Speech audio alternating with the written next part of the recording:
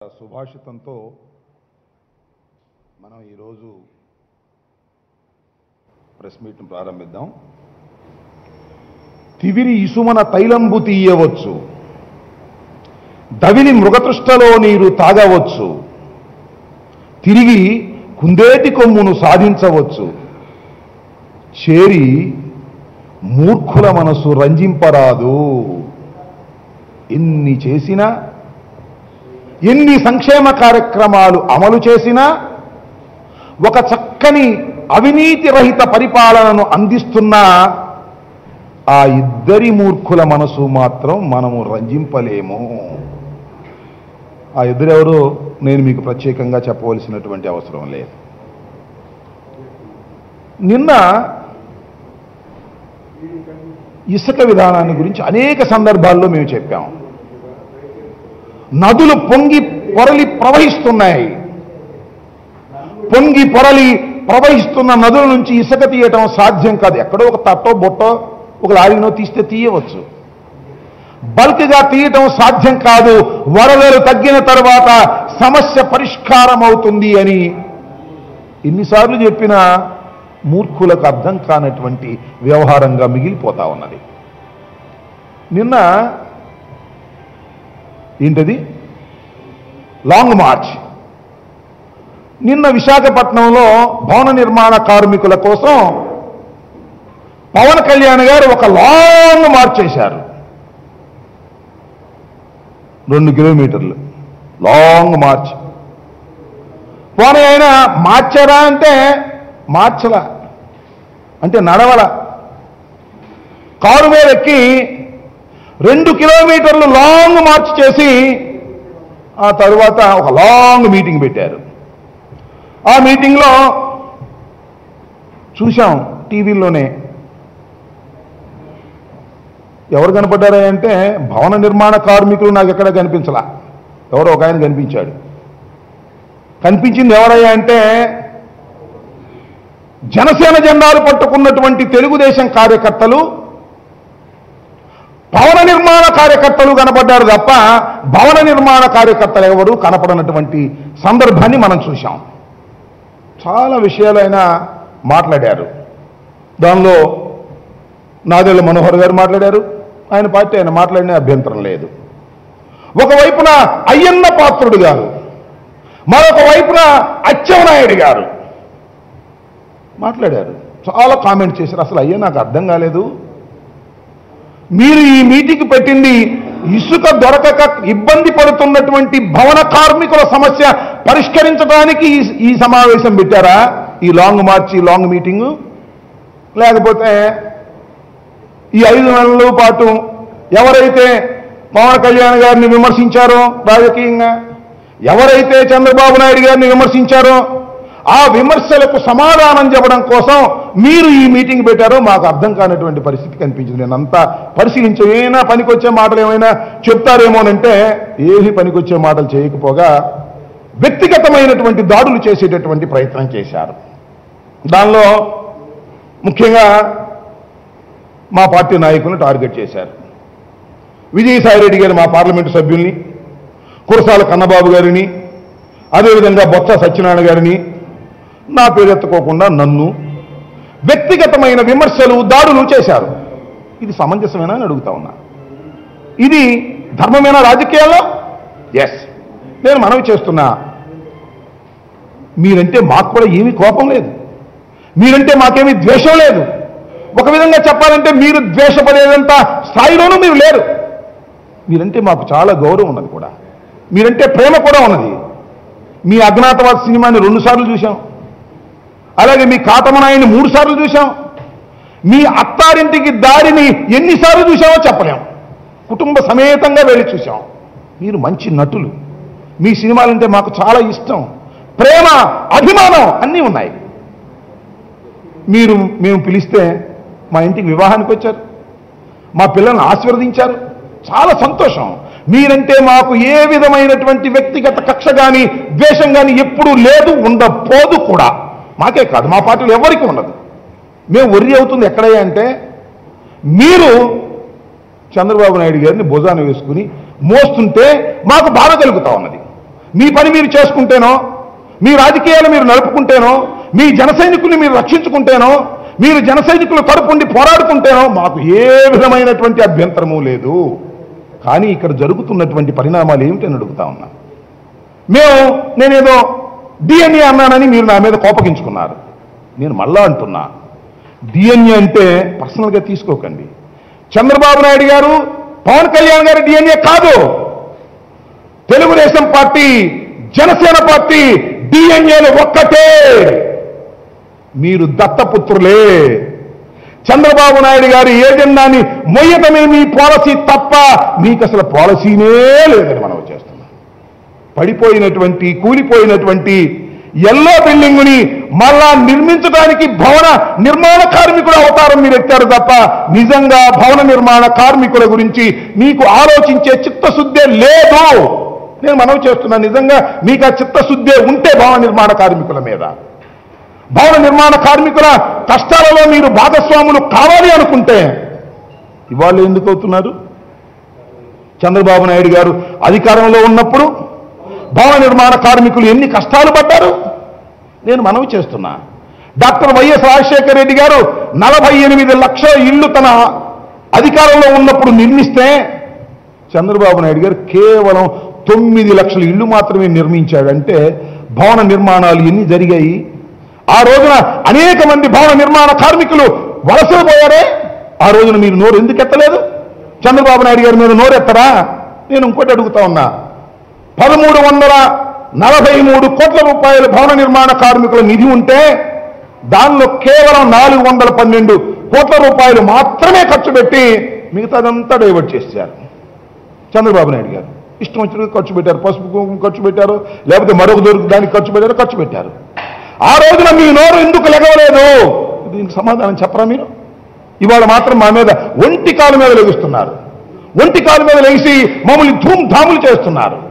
మాకు టైం ఇస్తారంట, 2 వారాలు టైం ఇస్తారంట. ఏమి నాకు అర్థం కాలేదు. ఒక పక్కనేమో అచ్చెన్నాయుడు గారిని, ఒక పక్కనేమో అయ్యన్న పాత్రుడు గారిని పెట్టి మాకు 2 వారాలు టైం ఇస్తారా? ఏంటి టైం ఇచ్చే కెపాసిటీ మీకుందా అని అడుగుతా ఉన్నా. ఏమిటి మీరు మాకు టైం ఇచ్చేది? నేను మనవి చేస్తున్నా, మీ టైముల కోసం ఎదురు చూడడానికి వైఎస్ఆర్ కాంగ్రెస్ పార్టీ సిద్ధంగా లేదు. టైం ఇచ్చిన తర్వాత అంటే అమరావతి వస్తారట, నడుస్తారట. ఎవరు ఆపుతారో చూస్తా. మేటర్ ఆపుతుందా పోలీసులు? నడవండి సార్, రండి అమరావతిలో నడవండి. ఆ కరగట్టు మీద నడిచి వెళ్ళండి. అక్కడ లింగమనేని గెస్ట్ హౌస్ ఉంది, అక్రమం కట్టిన గెస్ట్ హౌస్. దానిలో మీ మిత్రుడు ఉన్నారే, రాజకీయ మిత్రుడు, ఆయన కోసమే మీరు భజన చేస్తున్నారే. ఆయన అక్రమంగా దానిలో నివసిస్తున్నాడు. ప్రతిపక్ష నాయకుడు అయ్యా మీరు బయటికి వెళ్ళమని సలహా ఇచ్చేటటువంటి ధైర్యం, మనసు మీకున్నదా అని అడుగుతా ఉన్నా. అది మాత్రం చేయరు. చంద్రబాబు నాయుడు గారు అక్రమాలు చేస్తే, చంద్రబాబు నాయుడు గారు అన్యాయాలు చేస్తే వాటి గురించి పొల్లెత్తి మాట్లాడని మీరు ఇవాళ విశాఖపట్నంలో ధూమ్ధాములు చేసి మాకు టైములు ఇచ్చి మమ్మల్ని బెదిరించే కార్యక్రమాలు చేస్తున్నారు. అయ్యో అంటున్నారు తాట తీస్తారట. అయ్యో ఏం తాట తీస్తారు మీరు? ఇంతకుముందు చాలాసార్లు నాలుకలు కోస్తామన్నారు, తాట తీస్తామన్నారు. తాట ఎవరు తీశారు? తాట 2 చోట్ల మీరు నిలబడితే తాట తీశారు. మీరు మూల కూర్చోబెట్టారు అన్నారే, మూల కాదు, ఒంగోబెట్టారు, కూర్చోబెట్టారు, పొడుకోబెట్టారు. తాట తీయటం ఏంటండి? రాజకీయాల్లో తాట తీస్తారా? తాట తీయటం అంటే 6 నెలలకు ఒకసారి గడ్డం తీయటం కాదు. తాట తీయటం అంటే రాజకీయంగా మీరు తాటలు తీస్తే తాటలు తీయించుకోవడానికి వైఎస్ఆర్ కాంగ్రెస్ పార్టీయే కాదు ఎవరు సిద్ధంగా లేదే మనం చేస్తున్నా. మీ నోరు పెద్దది, మీ నోరు కన్నా 1000 రెట్లు పెద్దది మా నోరు, గుర్తుపెట్టుకోమని మనం చేస్తున్నా. ఇష్టం వచ్చినట్టుగా మాట్లాడితే తాటలు తీస్తానంటే ప్రజలే మిమ్మల్ని తాట తీస్తారు, తర్వాత తాటి చాప చేస్తారనే విషయాన్ని కూడా దయచేసి మీరు మర్చిపోవద్దని మనం చేస్తున్నా. మీ ఇష్టం వచ్చినట్టుగా నిన్న మాట్లాడారు. రాజకీయాల్లో తప్పులేదు, మాట్లాడండి. రాజకీయాల్లో విమర్శలు చేయండి. విమర్శలు సద్విమర్శలుగా ఉండాలి తప్ప వ్యక్తిగత విమర్శలుగా ఉండకూడదని మనం చేస్తున్నా. ఏమంటారండి మీరు? మా వ్యవసాయ శాఖ మంత్రి కన్నబాబు గారిని ఏం మాట్లాడుతున్నారు మీరు? ఈ రాష్ట్రానికి వ్యవసాయ శాఖ మంత్రిగా ఉండి మీరు ఆ రోజు ఎన్నికల్లో వెళ్ళి కన్నబాబును ఓడించండి ఓడించండి ఓడించండి అని 100 సార్లు చెబితే తుక్కుగా మిమ్మల్ని ఓడించారు తప్ప కన్నబాబుని గెలిపించారని మనం చేస్తున్నా. ఎస్, కన్నబాబు మీ పార్టీలో ఉండొచ్చు, మీ అన్నగారి పార్టీలో టికెట్ ఇవ్వచ్చు. చాలా మందికి మీ అన్నగారు టికెట్లు ఇచ్చారు, గెలిచింది 18 మంది. ఆ గెలిచిన వాళ్ళలో కన్నబాబు ఒకడు. కన్నబాబు మీద మీకేమీ హక్కు లేదనేది మర్చిపోకండి. కన్నబాబు ఈ రాష్ట్రానికి ముఖ్యమంత్రిగా ఉన్నటువంటి కన్నబాబుని ఏం మాట్లాడతారు మీరు? మీ ఇష్టం వచ్చినట్టుగా మాట్లాడుతున్నారు కన్నబాబు గారిని. తప్పని మనం చేస్తున్నా. అది మీ సంస్కృతి కాదంటూనే కన్నబాబుని మీ మొత్తం కథ అంతా తెలిసి ఏం కథ తెలుసు అంటున్నా. ఈ విధంగా కన్నబాబు గారి గురించి కానీ విజయసాయి రెడ్డి గారి గురించి మీరు మాట్లాడారు. ఏమని నేను అడుగుతా ఉన్నా, 2.5 సంవత్సరాలు జైల్లో ఉన్నారని, వాళ్ళు మిమ్మల్ని విమర్శించే హక్కు లేదని, జగన్మోహన్ రెడ్డి గారు కూడా ప్రతి శుక్రవారం కోర్టుకు వెళుతున్నారని, కోర్టుకు వెళ్ళేటటువంటి వ్యక్తి పరిపాలన ఎలా చేస్తాడని, ఇవన్నీ మీ మాటలు కావు, తీసుకొచ్చారు. ఎవరైనా అచ్చెన్నాయుడు గారును అయ్యన్న పాత్రుడు గారు స్క్రిప్ట్ తీసుకొస్తే ఆ స్క్రిప్ట్ చూసి చదివినటువంటి దౌర్భాగ్యమైన పరిస్థితి మీకు ఏర్పడిందే. ఏమిటి మీ ఆలోచన విధానం అని మనవి చేస్తున్నా. నేను ఒకటే మనవి చేస్తున్నా, ఇంతకుముందు తెలుగుదేశం వాళ్ళు కూడా అన్నారు ఇదే మాటలు. అయ్యా, మరొక్కసారి పవన్ కళ్యాణ్ గారికి, చంద్రబాబు నాయుడు గారికి, జనసేన పార్టీకి, అదేవిధంగా తెలుగుదేశం పార్టీకి సవినయంగా మనవి చేస్తున్నా, జగన్మోహన్ రెడ్డి గారు నేరారోపణ చేయబడినటువంటి వ్యక్తి, కోర్టుకు ప్రతి శుక్రవారం వెళుతున్నటువంటి వ్యక్తి, 16 మాసాలు జైల్లో ఉన్నటువంటి వ్యక్తి. ఇవన్నీ చూసిన తర్వాతే 151 సీట్లు జగన్మోహన్ రెడ్డి గారికి ఇచ్చి ఈ రాష్ట్రానికి ముఖ్యమంత్రిగా చేయమని చెప్పారయ్యా. ఇది మర్చిపోతున్నారా? ప్రజలు ఇవన్నీ తెలిసే తీర్పిచ్చారు. కొత్తగా మీరు కనిపెట్టినటువంటి అంశాలు కావు. ఇవన్నీ అవాస్తవాలు, ఇవన్నీ కూడా అపోహలు, ఇవన్నీ కావాలని అక్రమంగా కేసులు పెట్టి జగన్మోహన్ రెడ్డి గారిని, వైఎస్ఆర్ కాంగ్రెస్ పార్టీని, వైఎస్ఆర్ కుటుంబాన్ని వేధించారనేటువంటి భావన అర్థం చేసుకున్న తరువాత 151 సీట్లు ఇస్తే మళ్ళా శుక్రవారం కోర్టుకు వెళ్తున్నాడు, పిటిషన్ డిస్మిస్ చేశారు. ఇవన్నీ తెలుగుదేశం పార్టీ వాళ్ళు చెప్పిన మాటలన్నీ మీరు చెప్పి ఆపాస్పాలయ్యేటువంటి పరిస్థితి ఎందుకు చేసుకుంటున్నారో ఒకసారి ఆలోచించమని మనం చేస్తున్నాం. నేను ఒకటే మనం చేస్తున్నా, విజయసాయి రెడ్డి గారిని కూడా సూట్ కేసులు పెట్టారని పదే పదే మాట్లాడుతున్నారు. ఒక గౌరవ రాజ్యసభ సభ్యుడి గురించి అవాకులు చవాకులు పేరడం సరైనటువంటి విధానం కాదని మనం చేస్తున్నా. మీరు రాజకీయంగా 100 విమర్శలు చేయండి, 100 విమర్శలకు సమాధానం చెప్పడానికి వైఎస్ఆర్ కాంగ్రెస్ పార్టీ సిద్ధంగా ఉన్నది. ఇక్కడ ఒకే ఒక అంశాన్ని మేము చాలా స్పష్టంగా చెప్పదలుచుకున్నాం. చంద్రబాబు నాయుడు గారు సత్తా అయిపోయింది పాపం, ఆయన వయసు పెరిగిపోయింది.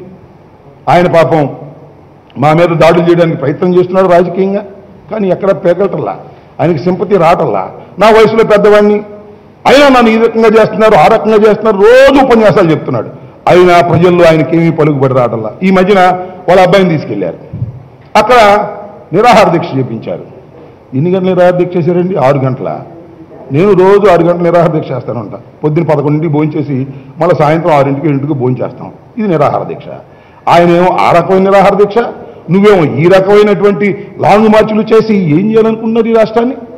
మీరు ఖచ్చితంగా చంద్రబాబు నాయుడు గారి ఏజెండాని మోయడం కోసమే మీరు ఇవాళ రాజకీయాలు నడుపుతున్నారే. మీరు అన్నారు ఇంకో మాట, నా అభిమానులు కూడా జగన్మోహన్ రెడ్డి గారికి ఓట్లు వేశారని. ఆయన మీరు ఏం కారణం చెప్పారంటే, నా అభిమానులు ఓట్లు వేశారు, నేను ఇండిపెండెంట్గా ఉండలేననేటువంటి భావనతో, నాకు అనుభవం లేదనే భావనతో వేశారు అని మీరు అన్నారు. కాదు, వాళ్ళు ఎందుకు ఓట్లు వేశారంటే, మీ అభిమానులు కూడా జగన్మోహన్ రెడ్డి గారికి ఎందుకు ఓట్లు వేశారంటే, నీకు ఓటు వేస్తే సైకిల్కి ఓటు వేసిన ఎవరు లెటర్ ఇచ్చినా తీసుకుంటా, వాటిని పరిశీలిస్తాం, చిత్తు ఇచ్చినప్పుడు. కన్నా లక్ష్మణ్ గారు దీనికి ఇసుక గురించి ధర్నా చేస్తారు. అది చెప్పే ఇసుక నుంచి రాజకీయ తైలం తీయాలనేటువంటి ప్రయత్నం చేస్తున్నారు. వారికి రాజకీయ తైలం ఇసుకలో దొరకదు. మేము చిత్తశుద్ధిగా ఉన్నాము. వరదలు తగ్గిన తర్వాత భవన నిర్మాణ కార్మికులకు పనులు వస్తాయి, తప్పనిసరిగా ఇసుక కొరత తీరుతుంది. లక్షల టన్నుల ఇసుక కృష్ణా గోదావరి నదుల్లో లభ్యత ఉన్నదనే విషయాన్ని గమనించాలి. ఇసుక వరదలు తగ్గిన తర్వాత యథాస్థానంలో జరుగుతుంది, చౌకగా కూడా దొరుకుతుంది. అన్ని పార్టీలు కలిసి ఆరోపిస్తాయి. ఇప్పుడు ఎక్కువ పార్టీలు ఆరోపిస్తే అది నిజం, రాజకీయ ఎత్తుగడగా. ఇవాళ మీరు చూశారు, నిన్న విశాఖపట్నానికి మరి అందరినీ ఆహ్వానించారు.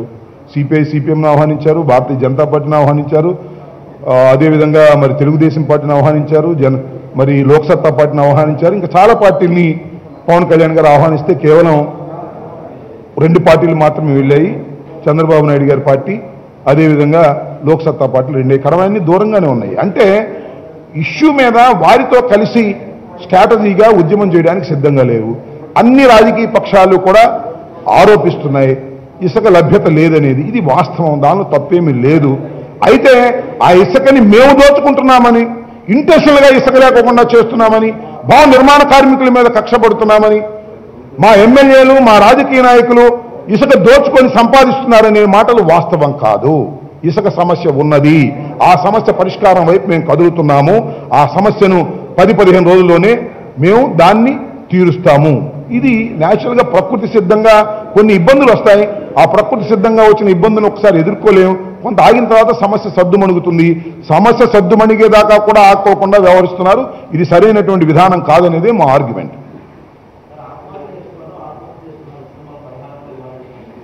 ఎస్, వాళ్ళు పరిహారం ఇవ్వాలని డిమాండ్ చేస్తున్నారు.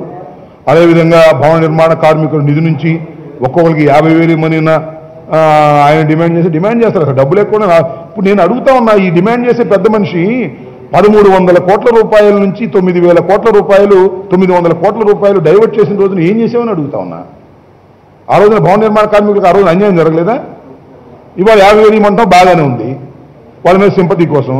900 కోట్ల రూపాయలు చంద్రబాబు నాయుడు గారు భవన నిర్మాణ కార్మికుల నిధి నుంచి వారికి కాకోకుండా మొత్తాన్ని డైవర్ట్ చేసిన రోజున ఏం చేసావు? నీ నోరెందుకు ఎత్తలేదు? చంద్రబాబు నాయుడు గారు తప్పు చేస్తే నోరెత్తవా? మేము తప్పు చేయకపోయినా తప్పు అని నిరూపించడానికి మీరు ప్రయత్నం చేస్తారా? ఈ పాలసీ మీద తప్పు, ఇండిపెండెంట్గా వ్యవహరించమని మేము కోరుతున్నాం. చూద్దాం వాళ్ళు కావాలని డిమాండ్ చేస్తున్నారు. 2-3 రోజుల్లో సమస్య పరిష్కారం అవుతుంది. పరిష్కారం